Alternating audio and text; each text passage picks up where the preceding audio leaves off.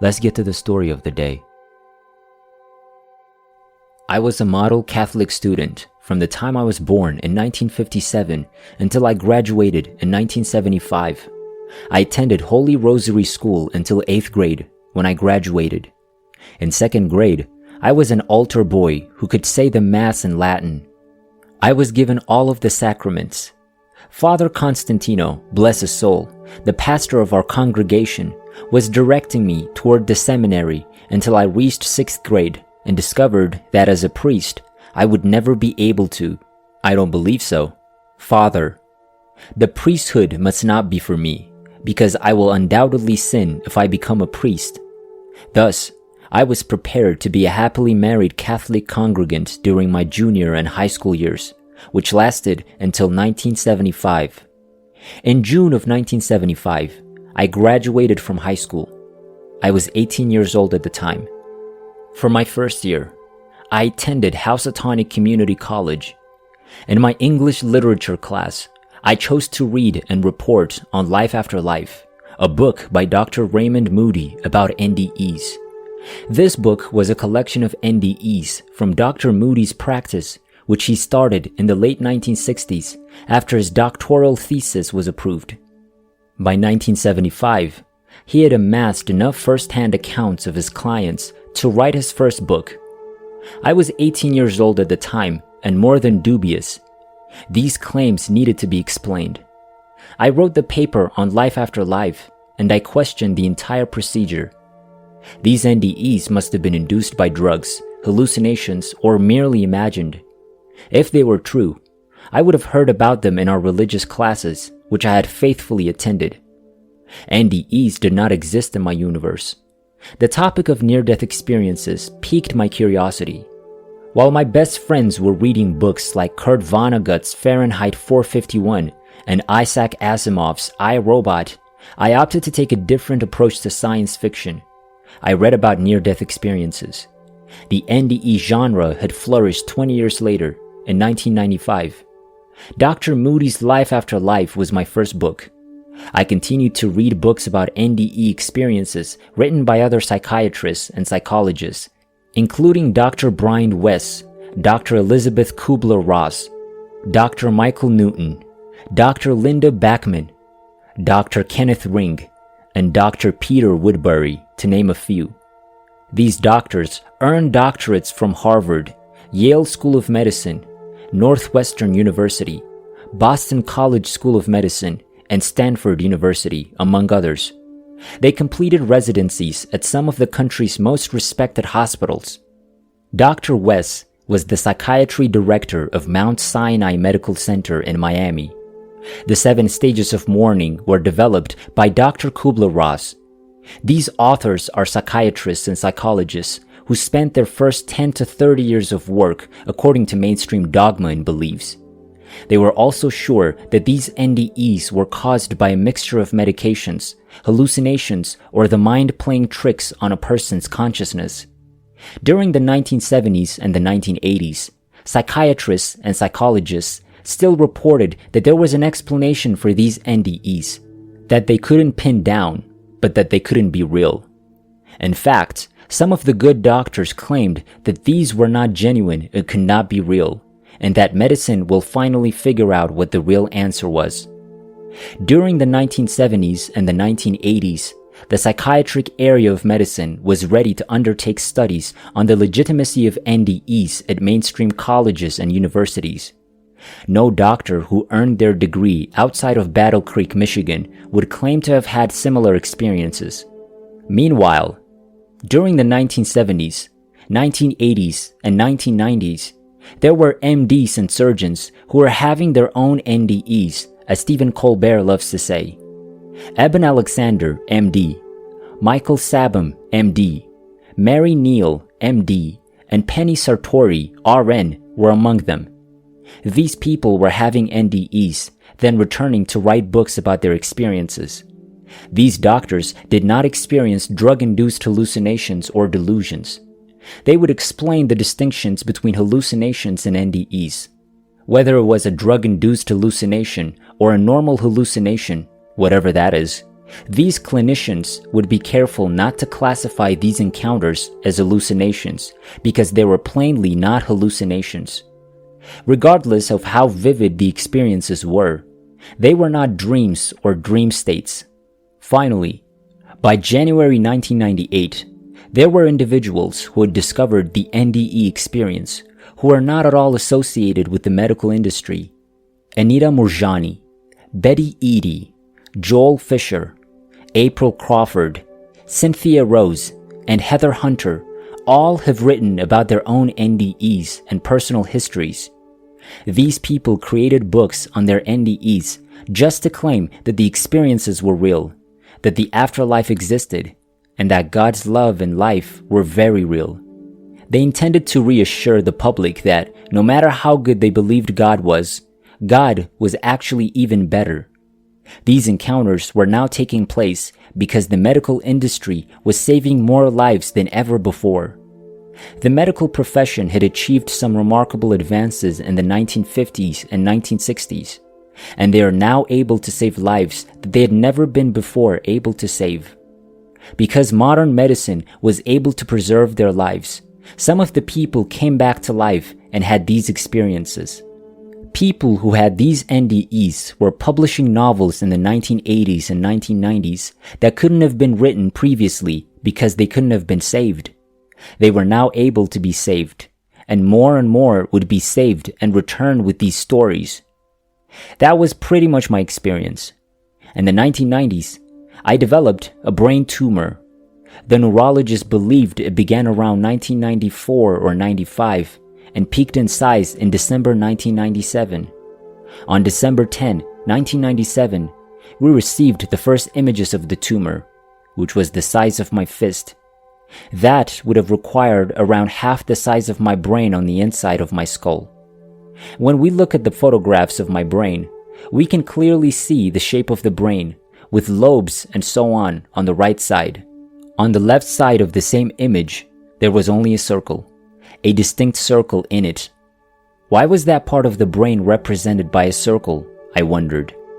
The doctor emphasized that the circle did not represent anything. It was my brain tumor. It was engulfing the entire left side of my head. It had gradually pushed the left side of my brain to the right, until it was exactly close to the right side of my brain. If left alone, it would expand until it pushed the brain so far that it would kill me. The doctor also noticed that the blood supply to my tumor was very strong. Therefore, he told me that the growth was nearing its peak. It was increasing quicker than when it began, faster than 2 years ago, and faster than a year ago. The doctor predicted that it would kill me by June because it was already occupying half of my cranium. The month was December. The neurosurgeon asked me to go home and organize my belongings before returning the next day for the tumor removal surgery. I was completely aware of and convinced of the gravity of the situation. I was not at all concerned. Just 12 hours earlier, when my wife picked me up from the hospital and I was told I had a brain tumor, I was truly happy. The physicians informed my wife that I could no longer drive. My automobile was a 2-ton missile that was just waiting for me to lose control due to the very real threat of a seizure. The physicians in the emergency room asked if I had any seizures, and I had no idea what they were talking about. A convulsion? Like when I lost consciousness and started shaking, and I appeared to be possessed by everyone in the room? That kind of convulsion? Yes, the physicians confirmed. That was all. But I could claim with clarity that I had never experienced a seizure. Never. I inquired as to what would cause me to have a seizure, but they promised to answer all of my queries when they conferred to make their recommendation. So I sat on the ER bed, still whistling a joyful tune because, as far as I was concerned, no bad news had been conveyed. The physicians returned to tell me that my wife would be fetching me up from the hospital and that she would have all the instructions I needed for doctors and drugs. I had no inquiries because I didn't know the outcome of the gravity of the issue. My wife's instructions were in my head. I planned to go to the doctor's office tomorrow, grab a prescription or two, and then go about my business. At this point, I guess the word that springs to mind is oblivious. I was completely unaware of my illness, the brain tumor in my head, and my entire circumstance. I knew something was wrong, but it didn't bother me in the least. In my first 40 years, I had spent a lot of time in hospitals getting procedures, and this was simply another one. When my wife arrived at the hospital, I would obtain the information. To say the least, I wasn't thinking straight at the time. I was cool, calm, and collected, but clarity was not my strong suit at the time. The doctors assured me that my wife would be waiting for me at the hospital, but it didn't occur to me that I had driven there from the morning clinic. Why couldn't I just drive home if I had my car? The doctors made it very clear that I was to go home and prepare all of my belongings for a hospital stay, because when the doctor saw me in the morning, he would most likely tell me that I would be checking into the hospital for another operation to add to the appendectomy, tonsillectomy, hernia, and knee surgeries that I had already had. I'd had my fair share of hospitalizations for surgery, and this would be no exception. I had no idea what it was for. In retrospect, I feel the doctors in the ER were neither anxious nor excited to inform me the diagnosis. I'm thinking it's just another normal surgery, but they realize it's quite dangerous. After informing me that I would be returning home to get my belongings for the hospital stay, they advised me to wait for my wife to arrive before leaving. There were no questions, no answers, no prognosis, and no determination. The doctors were unwilling to have that discussion with me, so they delegated it to the neurosurgeon who would be meeting with me in the morning. The doctor would leave the prognosis and such to him. They did advise me to go to the ER waiting area and wait for my wife. So a nurse led me to an ER waiting area with a bed, and I was instructed to sit on the bed until my wife arrived to pick me up. The ER doctor entered my room as I sat on the bed waiting for my wife. Dr. Ferreira was not on the original doctor's council, therefore I hadn't met him. Yet, when he entered the room and introduced himself, I immediately recognized his Italian accent because I'm a first-generation Italian who was raised to speak Italian. I was given the language and the accent as a gift. So when Dr. Ferreira introduced himself, I immediately smiled and asked him where he was from in Italy. When he said Sicily, I smiled even wider because my father was from Sicily. I told him my grandmother was from Reggio Calabria over the sea. My mother was from Frosinone, a suburb of Rome. We spoke briefly in Italian, and it was wonderful to see someone from the old country who had done so well in America. Dr. Ferreira's expression became solemn. "Do you know why you're here?" he inquired. I told him about the MRI, how I arrived at the hospital about noon and had to wait forever for the MRI, how I waited in the MRI waiting area, and how the physicians told me my wife would pick me up and sent me here to the ER waiting room.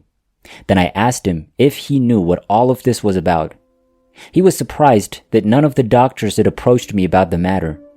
He particularly inquired if I had seen the doctor who performed the MRI, but I told him no, I hadn't even seen that doctor.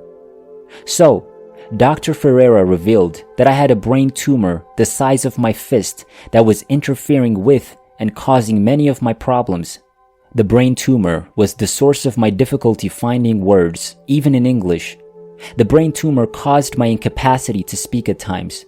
I had been tripping on my right toe repeatedly, ostensibly in my mind because I was now 40 years old and growing increasingly clumsy. The doctor assured me that I would be that clumsy later in life. Just now, it was the brain tumor that was causing me to trip because I wasn't walking and elevating my leg enough. The headaches I had never had before turning 39 and that I was having a few times a month were most likely caused by the brain tumor. The other doctors had Dr. Ferreira make an appointment to see Dr. Hitchcock in the morning at 10 a.m. because it was huge, even massive by brain tumor standards. My wife left a message regarding the appointment, so I should confirm it with her as well. Dr. Ferreira and I had a pleasant visit after that. but he quickly stated that he needed to do his rounds in the ER. He would answer any questions I had. Otherwise, I should continue to wait for my wife. That is exactly what I did. I now understand what the diagnosis was. I could see my wife approaching the ER room from down the corridor in no time. I smiled as she neared the room, waiting for her to enter before greeting her. I continued to smile as I kissed her hello. She was now quite serious, stating, "They haven't yet informed you? What is the problem?" They had told me that, I assured her. I told her about Dr. Ferreira and the doctors who came before him, and she asked again if I knew what was wrong. I informed her, "Yes, my brain tumor is the size of my fist. We'll see Dr. Hitchcock tomorrow to see what he thinks about it." She kept looking at the cat that ate the canary smile on my face and questioned why I was smiling. I think she said something like, "Have you already lost your mind?" It was then that I realized she wasn't inside my thoughts and wasn't thinking the same things I was. I informed her, "I'm not depressed at all. That is fantastic news. I knew I wasn't depressed when I went to the clinic, but I went to find out why I was having these problems. I've got a brain tumor. They can operate on it and remove it. Then we'll see how I'm doing after the surgery. Or I may die. However, it is not depression. They don't know how to treat depression. You can be depressed for a day, a week, or for the rest of your life, and you'll need medication to keep you there. Depression is caused by a chemical imbalance. I have no chemical imbalance. I've got a brain tumor. Let's try it and see where it takes us." We checked out of the ER and headed home after that. My wife and I arrived at Dr. Hitchcock's office next door to Swedish Hospital at 10 a.m. the next day. He performed all of his procedures at Swedish Hospital. Thus, his office was right next door. When we arrived, he examined the MRIs and informed me that this was a very dangerous operation. He would do his best for me, despite the fact that the brain tumor was the largest he'd ever worked on. "What is the prognosis?" was my only inquiry. Dr. Hitchcock went on to talk about his experience with brain tumors, how he became the most well-known brain tumor specialist. He had operated on many brain tumors and promised to do his maximum best with my brain tumor. But on December 11, 1997, I was curious about my prognosis. How likely am I to survive? What is the likelihood of waking up drooling? What are your chances of getting a lobotomy? What are my chances of waking up completely normal? But Dr. Hitchcock refused to answer my queries, ostensibly because he didn't know what my odds were. He told me once more that he would be on top of his game. He promised to give it his all, that I was in the hands of the best neurosurgeon in Denver, and that we would do our best. Much of what I was asking was speculative. The brain is an enigmatic organ. Dr. Hitchcock promised me that he would try his best. That was insufficient for me. I looked to my wife, believing the doctor wasn't getting my inquiry. I tried to persuade my wife to give me a doctor's range: 10 to 30%, 30 to 50%, 50 to 70%, 70 to 90%, more than 90%, 10% or less. I had to know. My wife glanced at me and said, "The doctor said he didn't know." I stressed that I require some sort of range. When she inquired why, I became a little flustered. I told her I'd let them know once they'd given me a number or a range, but I needed to know right away. Hearing this dialogue, the doctor interrupted. He informed me that he did not participate in the game. He'd do his best, but he wasn't going to offer me a percentage of survival, which was what I wanted. He would never do something like that. So, turning back to the doctor, I questioned, if he wouldn't even offer me a range, what would be the ramifications of conducting the operation in late January or early February instead of this week? The doctor advised me that we needed to complete this as soon as possible. This is not a basic or minor brain tumor. I've never seen a brain tumor this big before. I now have the information I required. If the doctor had never seen a brain tumor of this size on a living patient, what he was stating was that of this size on a dead patient. He regarded me as a living patient. He might have seen them this large or half this size on a deceased patient. So I informed him that the operation would have to be scheduled for late January or early February. Dr. Hitchcock thought I'd die by June. He didn't have much doubt about it.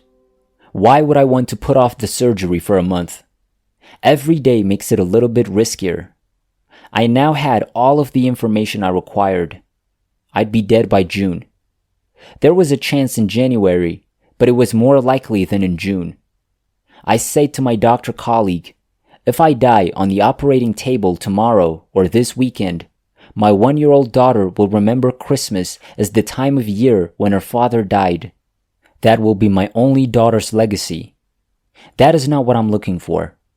If the surgery is completed in late January or early February, Christmas will be over. Dad may have died, but not over the holidays. My daughter, not having to deal with my death and the Christmas season simultaneously, will provide me solace, and it will allow me to see her for the last time on Christmas, assuming I survive the following 2 weeks. Doc, I need to make the best decision for my kid because you don't play that game and won't inform me. Dr. Hitchcock's mood shifted 180 degrees. He was relieved since, as he explained, my brain tumors are notorious bleeders. You can go to the blood center for the following 4 or 5 weeks and donate your own blood, eliminating the possibility of rejection. I donated blood every Friday until the surgery. My daughter was cared for, and I've had a dozen Christmases since, which brings me to my near-death experience. Christmas, January, and blood donations all went as planned. My brain tumor was removed, and I had my NDE. And between falling asleep in the operating room due to the intravenous concoction and waking up at 2 a.m. the next day, I'm not sure if it was throughout the full period, 5 seconds, or something in between. Here's what I know about it and what I've gleaned from it. I did not enter the tunnel. I didn't go in the direction of the light. My first thought was that I had already arrived. I was walking through a field filled with the most gorgeous flowers, plants, and trails I'd ever seen. It was stunning. I believe you've heard this before. It's difficult to express. But there I was, strolling down the walkway to a cluster of buildings at the far end of the field.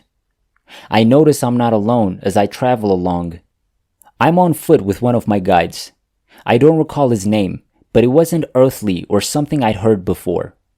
It wasn't the same as Fred, Charles, or George, but I recognized his name, and he recognized mine, and we were strolling together. We both understood why we were headed toward the structures. We were on our way to a meeting with my master to see what would happen next. I was worried since I was expecting a life review at this point, but I also knew I shouldn't question it. Eventually, I realized that there would be no life review because my life was not yet done, and it would not be over for at least another 50% of the time. My guide and I were on our way to meet my master at one of the buildings. At that moment, we needed to make a decision. Actually, it was my choice. Nobody wanted to do it for me. Nobody wanted to be a leader. I had to decide whether I wanted to return to my body to raise my unborn baby. He was due in November of 1999. I'm not sure why I had this event besides as proof. I had planned to live this life, and in 1997, I was given the option to leave. Before I came into this life, I was determined to raise my son. I was determined to raise him for the first half of his life. When I awoke, I resolved to be with him for the rest of his life. He's currently a junior in college and 22 years old. I returned to the field with my guide to walk back to where I came from, but I have no idea where or what it is. Suffice it to say, I awoke in my body on a respirator in the ICU around 2 a.m. I returned with a better understanding of what was on the other side of the veil. It's not as mysterious to me, but as I've learned from my 40 plus years of reading about NDEs, it's a learning experience. I feel I will continue to grow for the rest of my life. I'm grateful for that.